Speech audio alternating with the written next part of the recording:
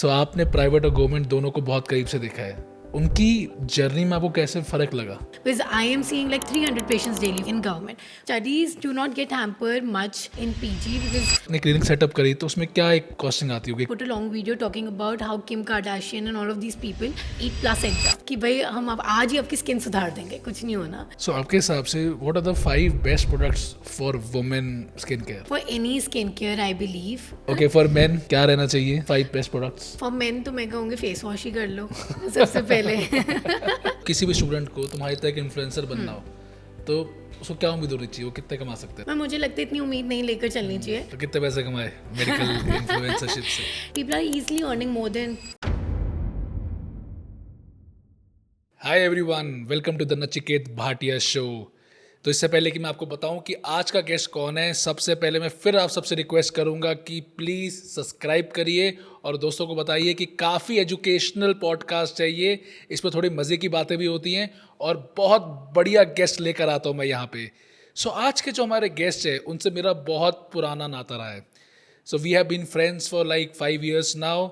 उन्होंने मेरे साथ एक स्टूडेंट टीचर वाली जर्नी भी करी है। मैंने उनकी ग्रोथ देखी है as a student to a dermatologist to a medical influencer with channels having subscribership of over 500K.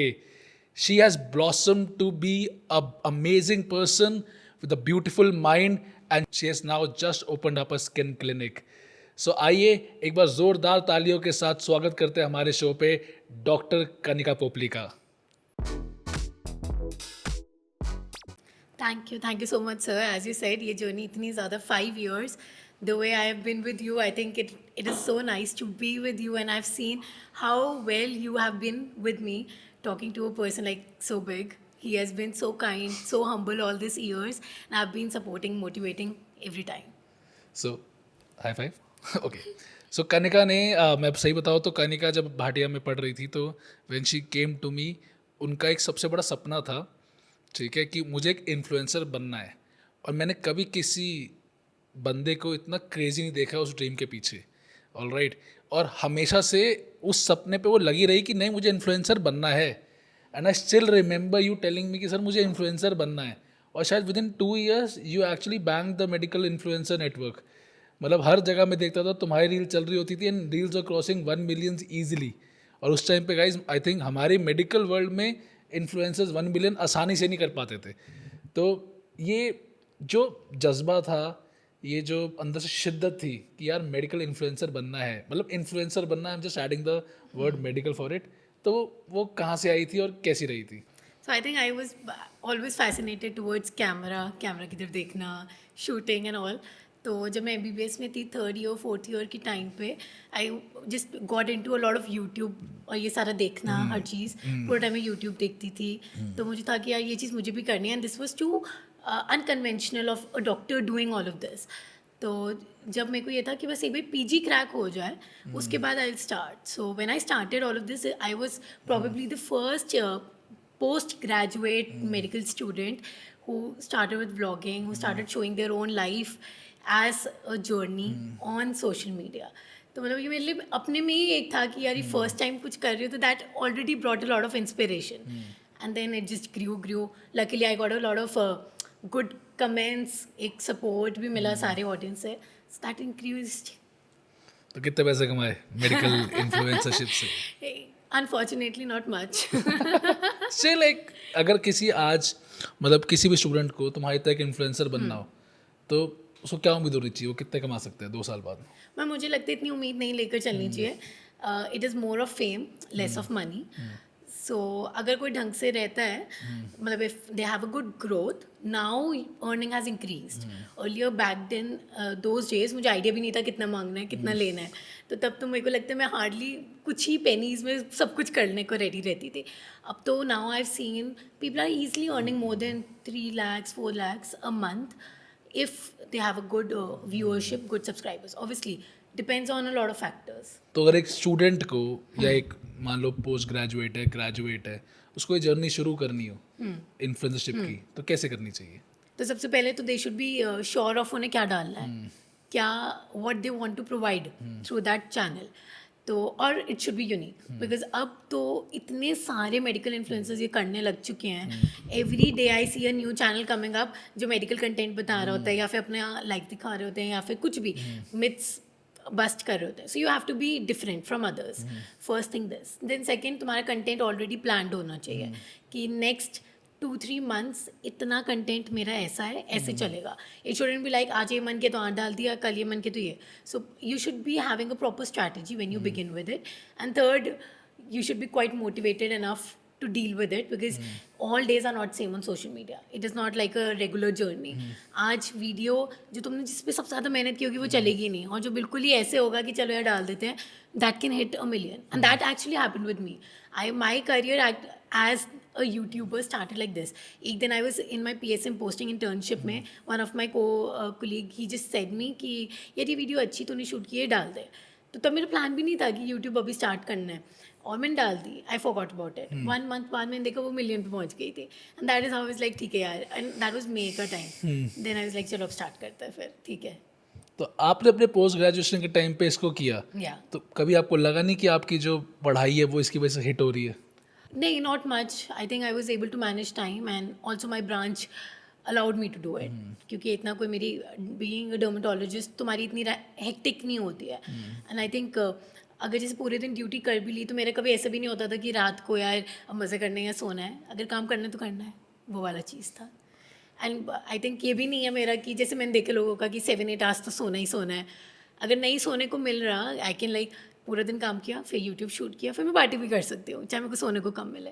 So everything was manageable. If you have something in your mind you can do it. ये चीज़ है. Studies do not gate hamper much in PG because that is like a regular deal. ऐसा नहीं होता MBBS की तरह नहीं होता कि भाई 6 महीने बाद टर्मिनल्स हैं, PCT है.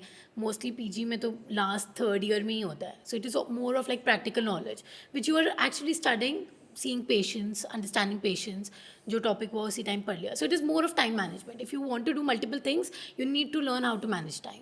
तो एक ऐसी वीडियो बताओ जिसमें तुमने बहुत ज़्यादा मेहनत करी थी, वो चली नहीं थी. सोचना पड़ेगा, but I think lot of videos मेरी जिस पे व्यूज़ नहीं आए वो यही हैं. मेहनत की थी मैंने, चली नहीं बस. और apart from that particular video that you put in internship, कोई ऐसी वीडियो जो बहुत ज़्यादा चली? बहुत ज़्यादा चली. There was a video which we just started with a series called Doctor Strange, wherein we thought to talk about things which are very strange. So we had put a long video talking about how Kim Kardashian and all of these people, some of the Hollywood celebrities, eat placenta. So इसमें हमने मेहनत की थी and we were expecting results. Yeah, and they eat placenta for glowing skin and all of that because that has a lot of growth factors, good for skin. So that was the video which worked well. I think these weird, creepy things works well on it. Yeah, true. Something people are looking for something controversial. Yeah. So recently आपने अपनी नई clinic खोली है. I think it has lot of skin procedures.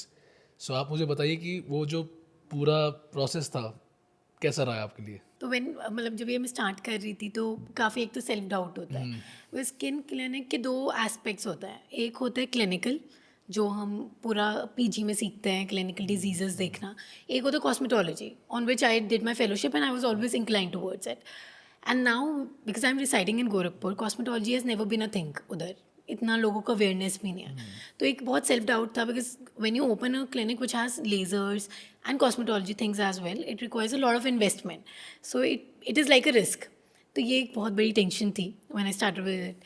Second thing, when you do a job you have a fix salary. कितना तो मिलेगा ही, patient देखो या ना देखो. But in case of your private ऐसा नहीं है. Some days you are like 0, some days you get 1, some days you get 10 initially at least. तो दीज 2 थिंग्स वो वेरी मतलब मेरे को बहुत ही टेंशन देते थे. I was always in doubt कि यार क्या कर पाऊँगी मैं लाइफ में, कुछ कर भी पाऊँगी या नहीं. तो ये दोनों चीज़ें मुझे काफ़ी डाउट देते थे कि मैं कर भी पाऊँगी या नहीं कर पाऊँगी बिकॉज इतना इन्वेस्टमेंट जा रहा है, ये सब हो रहा है कि न्यू सिटी है और मैं मतलब यहाँ पे लोग समझ पाएंगे या नहीं समझ पाएंगे. So these 2 things just helped me inspire and motivate more कि यार अब करना ही करना है. तो now I'm here with a clinic set up. Let's see how it goes. It's going to go wonderful, yaar. I know your potential. I know how hard you work. But मैं actually एक question पूछना चाहूँगा, मतलब कि you have stayed in Delhi, you have stayed in Lucknow, I think you have stayed in Gorakhpur. Right now you are in Gorakhpur. So आपको क्या cultural difference लगा गोरखपुर और दिल्ली के अंदर? Nice question. ऑब्वियसली बहुत ज़्यादा कल्चरल डिफरेंस तो है ही। दिल्ली और ईस्टर्न यूपी तो बहुत ही अलग है, काफ़ी अलग, हर चीज़ में अलग। जो पॉइंट बोलो उसमें अलग है, सब में बताओ अलग ज़रा थोड़े है। Points. Starting from let's say food, to different. हमारे यहाँ पे टेस्ट ही अलग है। मैं दाल मखनी खाती हूँ, वहाँ येलो दाल चलती है। मेरे को येलो दाल मैंने अपनी लाइफ में नहीं खाई है और वहाँ खानी पड़ रही है। हर चीज़ में डिफरेंस है। Then language, language has always been a barrier. Till now I don't understand what they speaking, so I Okay. Keep a person with me in my clinic. अगर कोई ऐसा पेशेंट आता है, खुजवाहट है, ये है, पता नहीं क्या क्या, so they help me out. I am like, I just see them, खुजली है, ठीक है, ठीक है। So I'm just learning. Obviously, I have to learn because I'm living there. But the language is too different, and the way they want me to communicate is also too different. Plus, the way they see a doctor, just because वहाँ पे cosmetology और डर्मैट का वो thing he नहीं था। उधर सबके लिए ये है कि डर्मेटोलॉजिस्ट मतलब थोड़ा ओल्ड पर्सन बैठा होगा सीट पे। सिर्फ डर्मेटोलॉजिस्ट क्या, कोई भी डॉक्टर। बट डर्मैट के लिए भी, क्योंकि वहाँ पे जितने भी डॉक्टर्स हैं, एक तो अभी तक डर्मैट में वहाँ पे कोई फीमेल है ही नहीं, एक दो हार्डली, सब मेल्स हैं। तो सबको होता है कि कोई हम ओल्ड डॉक्टर पे जा रहे हैं, तो कितने पेशेंट्स मेरे पास आके बोल चुके हैं, अच्छा आप तो बहुत यंग है, हमें लगा था कोई बहुत ओल्ड एक्सपीरियंस बंदा बैठा होगा। These are thoughts. I don't think so Delhi में ऐसा कोई सोचता होगा। और स्पेशली अगर कोई दिल्ली में डर्मैट के पास आ रहा है, वो नेचुरली यही सोचता होगा कि कोई यंग बैठी होंगी या कुछ ऐसा होगा। These are few things which have been a lot different for me to settle there. Actually थोड़ा सा डिफरेंस हमेशा होता है। अच्छा एक बात बताओ, तो सो आपने क्लिनिक सेटअप करी तो उसमें क्या एक कॉस्टिंग आती होगी क्लिनिक सेटअप करने की? Now it depends कितने तक करना है invest. You can also invest by just buying a table and a chair. Derma में you don't need anything. You just need a table and chair to sit and a fan maybe. तो अगर clinical dermatology करनी है, अगर if you want to go extend yourself to cosmetology, aesthetic practice, then there is investment in machines and technology. Now technology also ranges. If you go for the companies which are made in India, China, मतलब जो laser वाली हैं, you will get it easily at lesser price, which we usually see at salons, जो बहुत कम price में इतना कुछ खोल लेते हैं। सो उनका रिजल्ट इतना अच्छा नहीं है। But if you want the best, then definitely the machine ranges from 30, 40, 20 lakhs, इतना तक जाती है मशीन। अब जनरल, जस्ट एक simple example, hydra facial, I think everyone knows about it, that is why I am talking about it. हर salon में भी मिलता है, हर डर्मा सेटअप पे भी मिलता है। अब एक वो हाइड्रा फेशियल की मशीन 50,000 से 15 lakhs तक रेंज करती है। नेचुरली इट इज़ कि जो बेटर प्राइसिंग वाली होगी वो बेटर रिजल्ट ही देगी।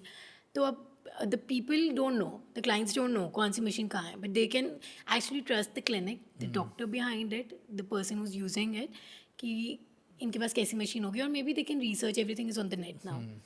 तो सेटअप का रेंज तो कितना भी हो सकता है, from 10,000 to how many CRs you want. सो आपके हिसाब से what are the 5 best products for women skin care? For any skincare, I believe one should use a sunscreen, a face wash, a moisturizer. These three things are a must. Plus, you can add a serum in night for repairing, because night is usually for repair. Morning is for protection from sun. Night is for repair. कि repair करने के लिए you put a serum, depending upon what is your skin concern. And then I believe under eye serum is also very important, because आजकल looking at our lifestyles, we easily get dark circles, hollowness under our eyes, because पूरा time screen के सामने रहते हैं. So these are the 5 things which are must. One should never miss it. और इनके कोई preferred brands? Preferred brands would be once you consult me. Free में नहीं दे रही कुछ भी आज। No consultation guys. Okay, for men क्या रहना चाहिए 5 बेस्ट प्रोडक्ट्स? फॉर मेन तो मैं कहूँगी फेस वॉश ही कर लो सबसे पहले। और एक सनस्क्रीन लगा लो। 5 बहुत ज़्यादा है फॉर मेन। 2 काफ़ी है? हाँ, सनस्क्रीन और फेस वॉश कर लो, फाइन। मतलब जनरली मैं सोच रहा था अपनी स्किन के लिए कुछ करने का। Then, then you can go for procedures. नहीं मुझे इतना सुंदर नहीं लगना जितना मैं ठीक चल रहा हूँ। तो मतलब यही है। I think what I told about the 5 products are same, these are unisex, anyone can get it done, females भी मेल्स भी। You should have a moisturiser, you should have a face wash, you should have a sunscreen, a serum for night and an under eye serum. These are 5. Charcoal mask देखे तो उसे मैंने कि वो Instagram influencer ना charcoal mask लगा रहा था। क्या है ये? चारकोल मास्क भी यही है कि there are particles of it and it is again for cleansing. The way it shows is not, इतना भी कुछ नहीं होता है जितना वो दिखाते हैं कि पूरा ऐसे एक एक चीज़ उसमें से निकल जाती है, एक एक ब्लैक हेड सेबेशियस फिलामेंट निकल जाता है. These are temporary things. Immediate when you'll wash your face with a charcoal mask, obviously you'll feel a glow, but these are very transient, temporary effect. एक दिन 2 दिन का. तो यार मैंने जब भी फेशियल कराया ना, तो अगर ग्लो दिखाए तो मेरे हेयर ड्रेसर को दिखाया. वही मेरे चेहरे को बढ़ गया था कि देखो कितना ग्लो आ रहा है. मुझे आज तक कभी कोई ग्लो नहीं दिखा. सो चलो एक बात बताओ, ये मैं तुम एज अ स्टूडेंट पूछ रहा हूँ. So you have been a student of a private medical college, you cracked a government college seat. I think that's one of the most, impressive things about your journey. So आपने private और government दोनों को बहुत करीब से देखा है. उनकी जर्नी में आपको कैसे फ़र्क लगा? Honestly, I think a lot of people won't agree to it, but मुझे तो major difference सिर्फ patient load में दिखा, not in terms of education. Okay. Government में if I talk about that, ऐसा नहीं है कि टीचर्स बहुत ही पढ़ा रही होती हैं, या ऐसा भी नहीं है कि प्राइवेट में बिल्कुल नहीं पढ़ा रही होती. मेजर डिफरेंस जो आता है वो पेशेंट फ्लो से आता है कि लेट्स से अगर कोई, if I wouldn't have done my MD from a government, I wouldn't have been so worse with my subject जितना मैं अभी हूँ, because I am seeing like 300 patients daily, 400 patients daily in government. Private में इतना नहीं हो सकता. So naturally जितने क्लिनिकल केसेस मैं देख सकती हूँ इन गवर्नमेंट, वो प्राइवेट में नहीं होगा, तो उतनी मेरी नॉलेज भी नहीं होगी. But in terms of MBBS patient का इतना उसमें नहीं होता है, अनलेस इंटर्नशिप तक नहीं आते हो. वहाँ पे पेशेंट का क्या रोल होता है, जैसे पोस्टिंग में होगा, you see a lot of cases in posting, but जो मेजर केसेस होते हैं जिस पे हम क्लिनिकल डिस्कशन करते हैं वो प्राइवेट में भी दिखता ही है. If you are in a good private college. अब प्राइवेट कॉलेज में भी बहुत कैटेगरीज आ जाते हैं, वही कैटेगरी अब गवर्नमेंट में भी आने लग गया है. इतने नए गवर्नमेंट कॉलेजेस बनने लग गए हैं जहाँ मतलब स्टूडेंट्स के लिए चेयर टेबल भी नहीं है, रूम्स ही नहीं बने हुए हैं प्रॉपर. एंड सेम प्राइवेट में भी है, जो नए नए होंगे वो इतने अच्छे नहीं होंगे, बट जो एक अच्छा रेप्यूटेड स्टेज पे पहुंच चुके हैं, यू विल गेट एवरीथिंग. ऐसा नहीं है. डिफरेंस एक तो पेशेंट फ्लो पे और दूसरा है जो फीस हम देते हैं, उस ये 2 चीज़ों में बहुत फ़र्क है. प्रोज एंड कॉन्स दोनों में ही बहुत है. अब एमिनिटीज़ जो तुम्हें प्राइवेट में मिलेंगी वो गवर्नमेंट में कभी नहीं मिलेंगी. प्राइवेट में I used to stay in hostel, government में आई वाज़न्ट. हॉस्टल इतना ख़राब था. तो ये बहुत फ़र्क आ जाता है इन चीज़ों में. Rest education wise I think if the college is good, be it private और be it government, in that matter Manipal is also private, but education is too good. Even being from government, हम कितना मणिपाल की books पढ़ते हैं, कितनी सारी मणिपाल की teachers ने लिखी होती हैं वो बुक्स जो हम पढ़ रहे होते हैं. तो मेजरली इट इज़, पहला तो how what kind of student you are. अगर तुम्हें अच्छा नहीं बनना, तुम गवर्नमेंट में भी अच्छा नहीं बन के निकलोगे. और सेकंड कि वो जो कॉलेज है वो कैसा है, उधर does it has a good reputation और नॉट, उधर पेशेंट फ्लो है या नहीं है, उधर टीचर्स सारे हैं या नहीं है. इतने सारे अब ASMCs खुल चुके हैं, ऑटोनॉमस बॉडीज़ खुल चुकी हैं. मतलब यूपी में तो मैं बताऊँ हर डिस्ट्रिक्ट में कॉलेज है, वहाँ पे टीचर्स ही नहीं है. स्टूडेंट्स जा रहे हैं बट टीचर्स ही नहीं है. तो बहुत सारी ऐसी चीज़ें. सो आई कैन नॉट से government is always better than private. आपको ये लगता है कि दैट जो पैसा, जो फीस प्राइवेट कॉलेज चार्ज करते हैं, क्या वो वर्थ इट होती है? I think it is too much, because पहले के टाइम पे तो काफ़ी डोनेशन एंड ऑल भी चलता था.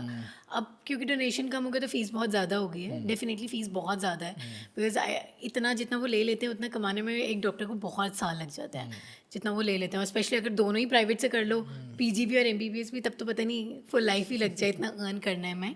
तो the fees is too much. I think इस पर थोड़ा रिडक्शन हो तो बेटर ही होगा, rather than opening so many government colleges जहाँ पे टीचर्स ही नहीं है. आपने जब rank I, you got quite a good rank, if I M correct है, आई थिंक 2200 या 2300 रैंक थी. तो उस टाइम पे वर यू नो ऑलवेज कीन इनफ फॉर डर्मेट, या थोड़ी कंफ्यूजन भी थी? नहीं, कभी कंफ्यूजन थी ही नहीं. बल्कि कंफ्यूजन तो तब आई जब मेरी 2200 rank I and it was like a margin rank, अच्छा. कि डरमा मिलेगी नहीं मिलेगी. तब कंफ्यूजन आ गया, मैं दूसरा भरूँ क्या ऑप्शन था ही नहीं. And then you were like कि मणिपाल से ही ले लो डरमा अगर नहीं मिल रही है तो मतलब मेरे को याद है कि मेरे को तो कुछ ऑप्शन पता ही नहीं था डरमा के अलावा. मेरे लिए तो सिर्फ एक ही चीज़ था, डरमा ही करनी है. मुझे पता ही नहीं था दूसरा क्या लूँ. My mother was very much inclined कि मैं गायनी कर लूँ, but gynae and derma 2 different words. जिसके दिमाग में डर्मा को गायनी कर ही कैसे सकता है. तो मेरे को तो पता ही नहीं था.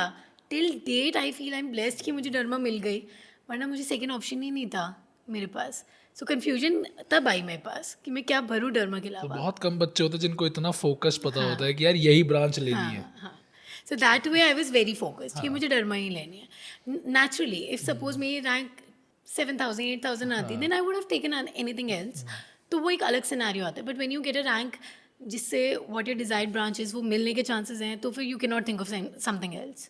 सो आई वाज ऑलवेज श्योर कि डरमा ही लेनी है. अच्छा, एक डर्मेटोलॉजी की पोस्ट ग्रेजुएट लाइफ बताओ, कैसे रहे 3 साल? First year is hectic. What happened with me? First year is hectic. You are like, सुबह सुबह you go to the wards. This was a new thing for me. I never knew कि IPD भी होता है डरमा में. तो ward होते हैं हमारा प्रॉपर और अच्छे खासे पेशेंट होते हैं. दो प्राइवेट और गवर्नमेंट में फ़र्क होता है. पॉसिबली. तो दो वार्ड्स थे. एक लेप्रेसी वार्ड जिसको हम आज तक पढ़ते आ रहे हैं, इरेडिकेट हो गया, एलिमिनेट हो चुका है. प्रॉपर लेप्रेसी वार्ड होता है, पूरा टाइम हमारा भरा रहता था. एंड गोरखपुर साइड वैसे भी लेप्रेसी बहुत है, गोरखपुर बिहार साइड. तो लेप्रेसी पेशेंट्स तो हम इतना ऑफनली देखते थे. प्लस एक नॉर्मल वार्ड जहाँ पे ऑल द इमरजेंसीज, SGS-10, पेम्फिगिस, ये सब एडमिट होता था. So for people who think कि डरमा में इमरजेंसीज नहीं होती हैं, हमारी इमरजेंसी में भी हमें आता था पेशेंट. फिर ये किया, सुबह हमने सारे राउंड लिया, डोजिंग करी. Then 9 o'clock 10 o'clock OPD start हो जाती थी. OPD used to go by 3:30. Then we use to have procedures. तो प्रोसीजर स्टार्ट होते थे. There were 2 places. एक तो प्रोसीजर्स, एक होता था माइनर OT और एक होता major. Major was for hair transplant which was very rare in our college. But minor was every day. There were procedures like wart removal, vitiligo surgeries, all of this we use to do. And procedures simple होते थे. Milia removal, comedone removal, chemical peeling, ये सब होता था. तो ये first year में you used to do ये सारे प्रोसीजर्स. तो ये सब करते करते हमेशा 4:35 हो जाता था क्योंकि प्रोसीजर्स में भी 20-20 लोग एक साथ होते थे. फिर प्रोसीजर्स के बाद थोड़ी देर लंच करने चले गए, वापस फिर हमें 6:30 तक आना होता था वार्ड, इवनिंग राउंड. तो इवनिंग राउंड चलता था वो भी 7:30 8 o'clock because in our college there was a fashion of dosing ourselves. The sister never used to do it. हम ही वो NS चढ़ाते थे, हम ही वो इंजेक्शन लगाते थे, सब कुछ, कैनोला, एवरीथिंग. तो इसको करने में भी बहुत टाइम लगता था. तो अराउंड लेट्स से 7 वहाँ बज गया. फिर हम लेप्रेसी वार्ड जाते थे, वहाँ राउंड लेते थे. 7:30 8 वहाँ बज गया. सो 8 o'clock तक we use to come back, फिर डिनर, ये सब. First year was hectic. By second year बस जूनियर्स आ जाते हैं तो all this procedures thing they start doing. So हम प्रोसीजर की जगह हम माइनर OT करने लग जाते हैं. So minor OT is again वो ज़्यादा लेंदी हो जाता है. But then you have first years to help you with. तो तब हम विटिलिगो सर्जरीज करने लग गए. We use to do all of the procedures like PRP, ये सारी चीज़ें जो थोड़ा टाइम कंज्यूमिंग होती थी. लेट्स से एक vitiligo surgery it used to take 3-4 hours one single surgery. तो ये सब चलता था. सेम फिर अगेन राउंड लिया. तब डोजिंग नहीं करते थे पर राउंड तो लेना ही है. तो first and second year are hectic. Third year is more towards completing your thesis and preparing for your final year exams and guiding your juniors. तो जब आपने अपना सोशल मीडिया चैनल वगैरह शुरू किया, ठीक है, I am sure it must have taken a lot of your time. तो उस टाइम पे आपके पेरेंट्स का क्या ओपिनियन था इस चीज़ को लेकर? So they were quite supportive because they always knew कि मुझे ये सब करने का शौक है. तो उनकी तरफ से तो कुछ वो नहीं था. In fact they were always supportive कि वही मुझे कहते थे करो करो, ये स्टार्ट करो, चाहे ये कर लो. तो उधर से तो कोई इशू था ही नहीं. बिल्कुल. And now today for example, how are you managing your clinic and your social media presence? So now that has taken a toll on both the things I would say. Because when you start a new thing, let's say right now I'm starting with my own clinic. So मेरा 99% focus वहीं है. तो 1% सिर्फ social media पे है तो वो थोड़ा ऊपर नीचे हो जाता है. Which now I am trying to create a balance in both. So what I do is जैसे क्लिनिक में मैं हूँ तो there if suppose I am free so I do not like just waste my time. I think of an idea of how to shoot, what topics I can talk about and ये सारी चीज़ें I do. Even clinic में भी कभी कभी मैं shoot कर लेती हूँ. So that is how I am creating a balance. Otherwise when I come back home so after 8 o'clock I am free so I shoot there also. So kind of it's like I am just utilising the most out of my time जो भी है मेरे पास. सो dermatology आज ही उतना ही passion है जितना पहले था? Yeah, the only passion I have is dermatology. Currently on social media, of course. But कैसे मेंटेन कर रही हो उसको? the dermatology thing, एक तो पैशन है ही. देन ऑब्वियसली अब क्लिनिक नया खोला तो मुझे लगता है when you start a new thing तो वो नेचुरली स्टार्टिंग के तो कुछ मंथ बहुत पैशन होता ही है when you start with a new thing. तो अभी तो I have my own goal set कि इतना इस लेवल पे पहुंचना है, इस क्लिनिक को यहाँ तक लेकर जाना है, इतने पेशेंट देख लेने हैं एक डे में. मतलब I want a name in Gorakhpur itself अभी स्टार्टिंग के लिए, फिर लेटर ऑन इंडिया. तो ये सब है. तो आई थिंक इससे ही अपने आप ही पैशन आ जाता है, अपने आप ही एक ड्राइव आ जाती है कि कुछ करना है. तो इतना कुछ देखा डर्मेटोलॉजी के बारे में, तो एक डर्मेटोलॉजिस्ट कॉलेज के बाद, पोस्ट ग्रेजुएशन के बाद कितना पैसा कमा लेता वो भी अब अगर जॉब कर रहा है तो जॉब यूजुअली अगर SR है तो इट इज़ अराउंड यूपी में 1 लाख कुछ सैलरी है, 1.10 1.20 एंड AP अगेन थोड़ा बढ़ जाएगा, अगेन 2-3 तक चला जाएगा। प्राइवेट में तो कोई बाउंडेशन ही नहीं है, कितना भी तुम अर्न कर सकते हो। In Gorakhpur there is a dermat who every day sees 200-300 patients, उसका तो हम काउंट ही नहीं कर सकते कितना दे आर अर्निंग।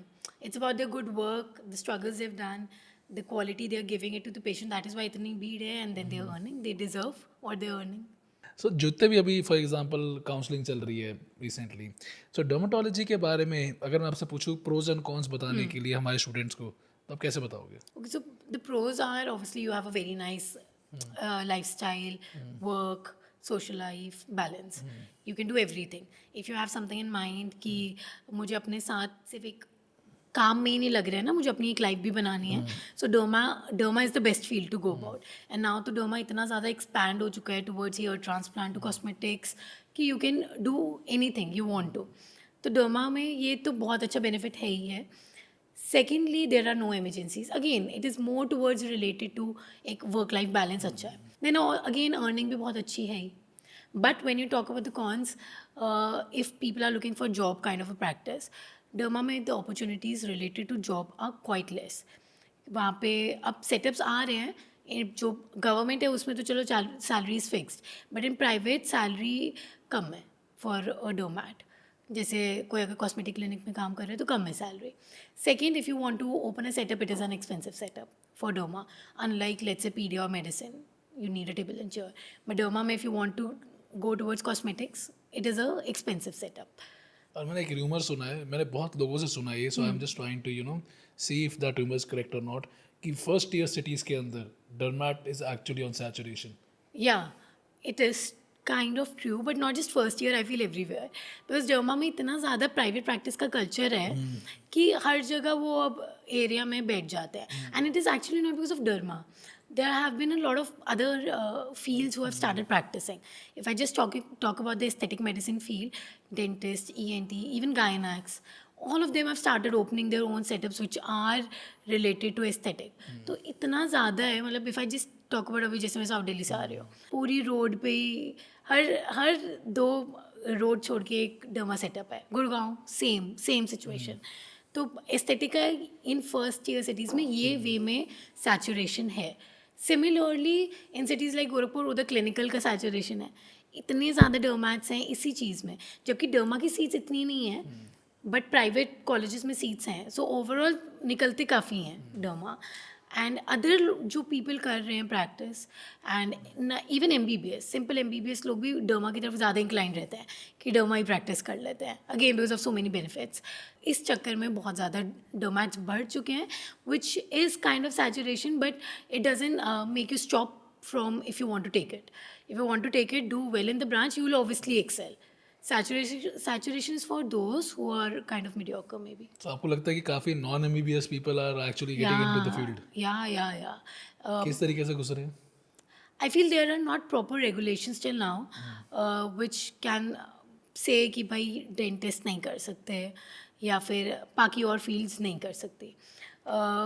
अभी रेगुलेशंस प्रॉपर नहीं है, कहीं पे हैं भी, लॉट ऑफ प्लेसेस हर इन लोगों को नोटिस भी जाते हैं, but nothing is actually happening. So I feel थोड़ा अगर एक रूल्स एंड रेगुलेशंस थोड़े स्ट्रिंगेंट बनेंगे तो थिंग्स बेटर होंगी।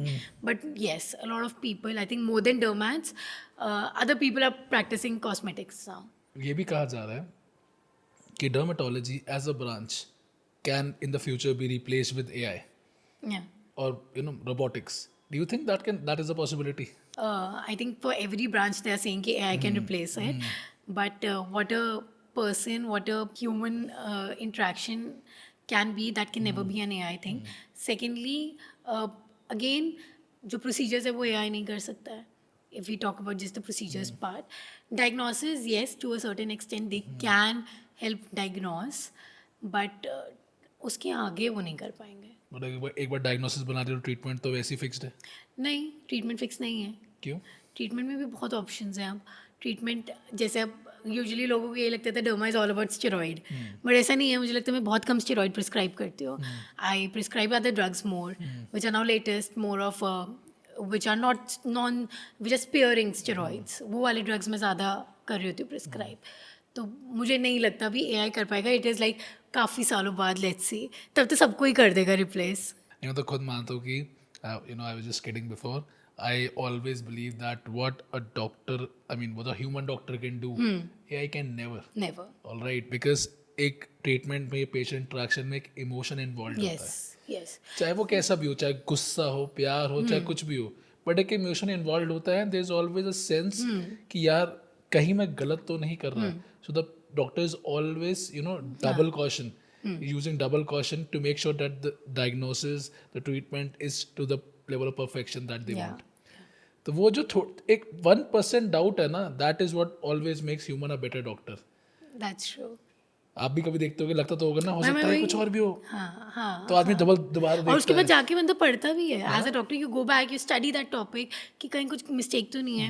एंड एज अ डॉक्टर मुझे लगता है कि if a patient comes to me, it is not just about talking about the disease. We get to know so much about them.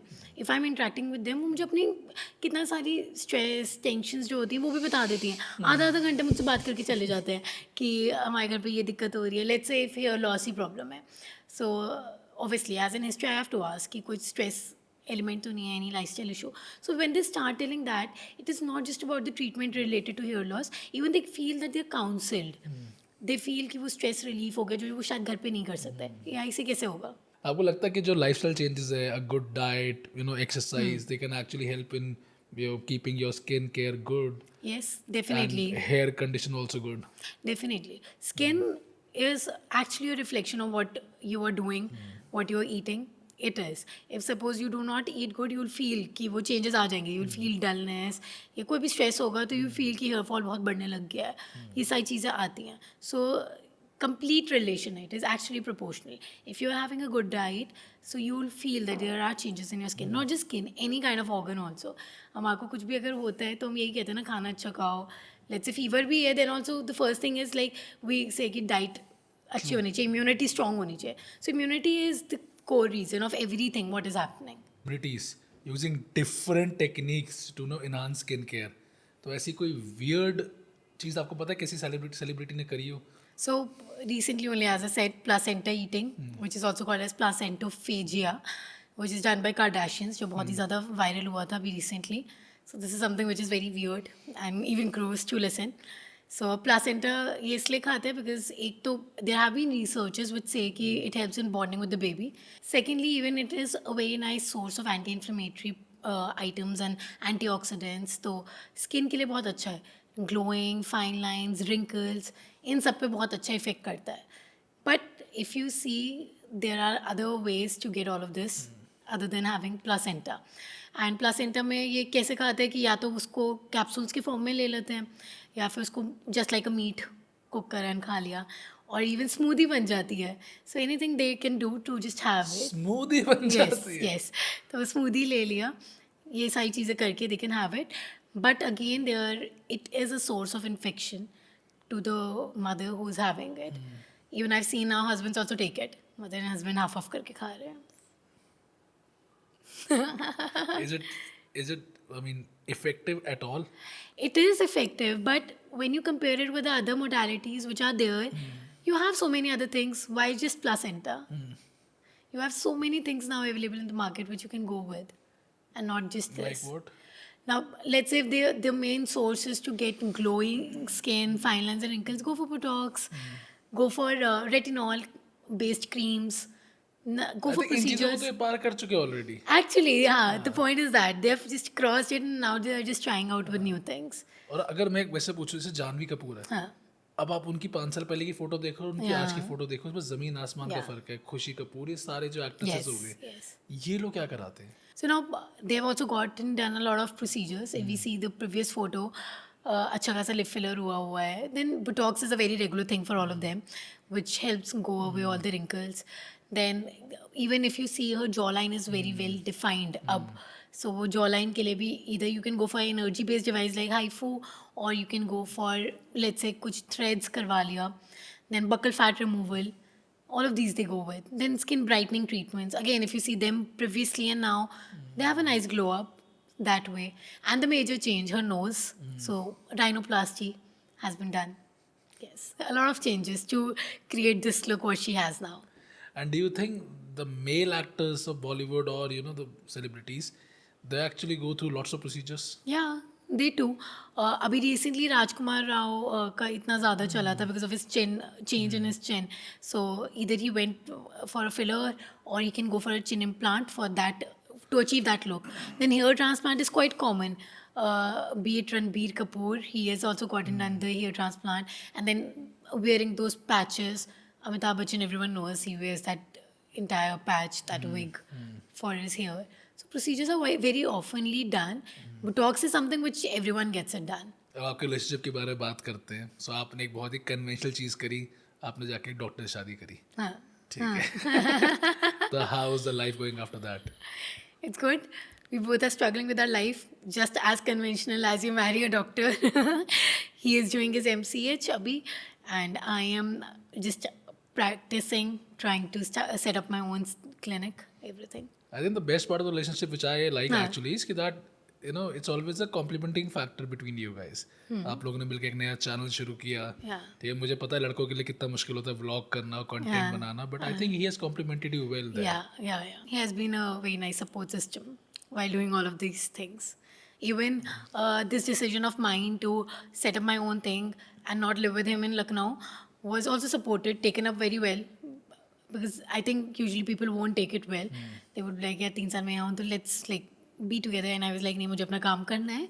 Let's live in a long distance and let me build my own career. So I think everything has been supported really well. सो अब एक final message आप जितने भी लोग हमें आज देख रहे हैं, so to all the budding dermatologist, क्या आपका मैसेज रहेगा उनके लिए? If you Before want, we actually, sorry, in case you guys don't drop out, we are going to have a rapid fire after that. so if you want to be a dermatologist, you need to have that fire, that passion in you, and you need to have amazing skills because dermatology is a field which is, if it is aesthetics, then everyone is coming to you to look better than what they used to look. So your skills have to be amazing to achieve that look.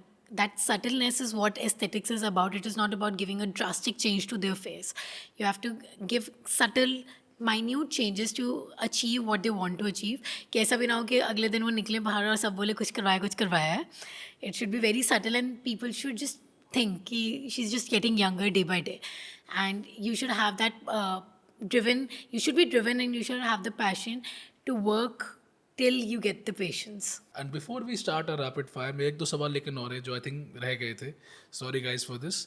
सो आपको लगता है कि that female doctors actually face more challenges than male doctors in this field, In dermatology? In or the whole medical in world? medical field. I think females anywhere face more challenges than male. It is not just about medical field, but again it depends on branches. I think dermatology, if I say, people would prefer a female dermatologist. Especially females would prefer going to a female dermatologist more. But it is not about having challenges. If you're good at your work, people come to you. इतना नहीं है. और जितना जो थोड़ा minute challenges होते हैं वो हर फील्ड में ही हैं, specially in fields like which have more of emergencies. उधर थोड़ा फीमेल को मुझे लगता है ज़्यादा चैलेंजेस होते होंगे लाइक गाइनी और सर्जरी, क्योंकि there no matter how well that female is in her professional life, she is still considered to have a home life, घर पे काम करना, देखना वेखना, तो उनके लिए ज़्यादा challenges हो जाते हैं to manage all of these things together. तो there comes the challenge because males का एक होता है कि यार बस काम ही करना है. Females have to juggle between a lot of things. So this is one of the challenge which I feel they will face. And then again, if later on motherhood happens, then there's a challenge for them that way. But I think in terms of patient's perspective, till now I haven't seen this kind of challenge, at least in the field like in which I am. Yes, surgery, I think लोगों को यही होता है कि mail ज़्यादा better करता है. I don't know why they feel that way. But हाँ, सर्जरी जैसे फील्ड में ये होता है. But then again, गायनी में हर कोई फीमेल के पास ही आएगा ना. What's the best professional advice you have received till now? The professional advice which I have received till now, because I've just begun, is what my father-in-law told me, that this empty chair attracts patients. So when you sit on that chair, even though you do not get the patient entire day, you have to be there at your allotted time. चाहे patient आए या ना आए, चाहे कुछ भी हो, चाहे तुम्हें नींद आ रही हो, थक गए हो, तो भी अगर तुम्हारा टाइम 10 से 7 है, बैठो, patients will come. So this is one thing which I am just abiding very strictly. बहुत अच्छी एडवाइस है. And what's the biggest risk you have taken ever in your life? So biggest risk currently would be me opening up my own setup because it has a lot of investment involved. Let's say every laser is somewhat around 20-30 lakhs. So I have a lot of lasers. I have almost all the technology. Then interior, then that place. Total cost is a lot. And even though like I'm not working somewhere, so whatever I'll earn is I'll earn through it. So वो तो ना एक ROI निकालना. तो वो एक बहुत बड़ा रिस्क होता है. Any one who starts A private practice, I think the biggest risk for them is कि वो अपना काम चलाना है. ट्रू, वो प्रेशर तो हमेशा ही है. Yes. दैट पैसा शायद माँ बाप का हो, वापस आए, हाँ. इन लॉज को हो, किसी का भी हो, बट आपको निकालना तो वापस है ही. So guys, with this we come to the end of this podcast, of this conversation. We are now moving to the rapid fire round. So Kanika ji, अब आपको जो आपके दिमाग में आएगा पहला थॉट बोलना है, सोचना नहीं है. फेम या मनी? फेम. अगर डॉक्टर ना होते तो क्या होते? इन्फ्लुएंसर. कितना पैसा चाहिए लाइफ में कि रिटायर हो सको? कोई क्वांटिटी नहीं है, बस पैसा चाहिए. रिटायर नहीं But होना. कितना? May be a unicorn company. Company तो आ गई, यूनिकॉर्न तो हो. भगवान ने 100 करोड़ दिए, खुश हो जाओगे? नहीं. 200 करोड़? नहीं. 1000? बैंक अकाउंट में है. चलो ठीक है, मान लेते हैं 1000 करोड़. ऑलराइट, आप मान लो कि भगवान ने 1000 करोड़ दिए, पहली चीज क्या खरीदोगे? पहली चीज़ मैं खरीदूंगी maybe a nice house for myself. Where? Luxurious house. Let's say Mumbai. क्या शाहरुख खान मन्नत के साथ? या यस, यू राइट, परफेक्ट. मन्नत. जब शाहरुख खान जी बाहर जा रहे हो तो उनको मैं ऐसे हाई कर रहे हो. हाँ, बस यही तो मेरी मेन ड्रीम है. आज तक मैं जाती हूँ Mumbai. Till now like I visited Mumbai 5 times. Not even once it has happened कि मैं मन्नत के बाहर जाके फ़ोटो ना क्लिक की हो. It's like that. तो हाँ, शायद इतना पैसा आ जाए तो मैं मन्नत पहुँच जाऊँ. That is why I am asking for fame. Fame means meeting Shahrukh Khan. Alright, happiest day in life? When I cracked my NEET PG, nothing till now has ever been equivalent to what that day was for me in my entire life. Life as a doctor, life as a creator, which one was better? Life as a doctor. Absolutely, Yeah.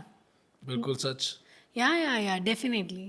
Alright. Creator is like इतना ज़्यादा ऊपर नीचे life में. Doctor is like if you are putting in efforts तुम सही हो. Creative में it's just about maybe sometimes we are push to do things which we don't want to just because हमें व्यूज़ चाहिए. Doctor में ऐसा नहीं है. If you are good with it you will excel. Dream destination? Dream destination I want to visit California.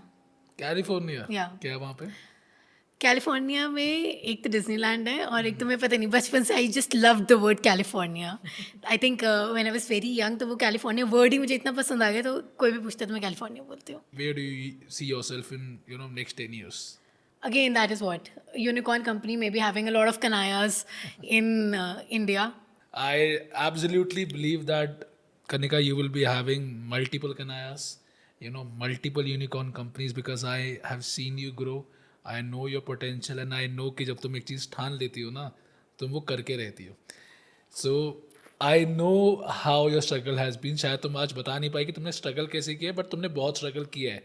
बस हमें you are always a very happy go lucky girl कि हाँ यार मैं मेहनत कर रही हूँ, वो मिल रहा है मुझे, और तो तुम्हें मिलता आया है. सो उसके पीछे की स्ट्रगल है, शायद मैं जानता हूँ तुम्हारे साथ. एंड गाइस, वो स्ट्रगल बहुत ज़्यादा रही है. सो इसी के साथ we come to an end of this conversation. Thank you so much Kanika Thank for you, actually thank you. taking out time. She especially flown down from Gorakhpur to Delhi, so that means a lot to me. Thank you so much. And guys, कैसा लगा आपको आज का podcast? अगर अच्छा लगा तो please comment section में Subscribe. बताइएगा. हाँ, और सब्सक्राइब And करना subscribe. मत भूलना यार, दोस्तों को दिखाना. काफ़ी अच्छी बातें करी है हमने. डर्मेटोलॉजी की बात करी है as a branch, pros and cons, कितनी कमाई होती है एज अ मेडिकल इन्फ्लुएंसर, क्या क्या किया जा सकता है, और बोटॉक्स, हेयर ट्रांसप्लांट, बहुत सारी बातें करी हमने. सो दोस्तों के साथ शेयर करिए, और किसको बुलाऊं मैं नेक्स्ट पॉडकास्ट में, उनका नाम कमेंट सेक्शन में लिखिए. With this we come to an end. Thank you so much. God bless you and lots of blessings. Thank you.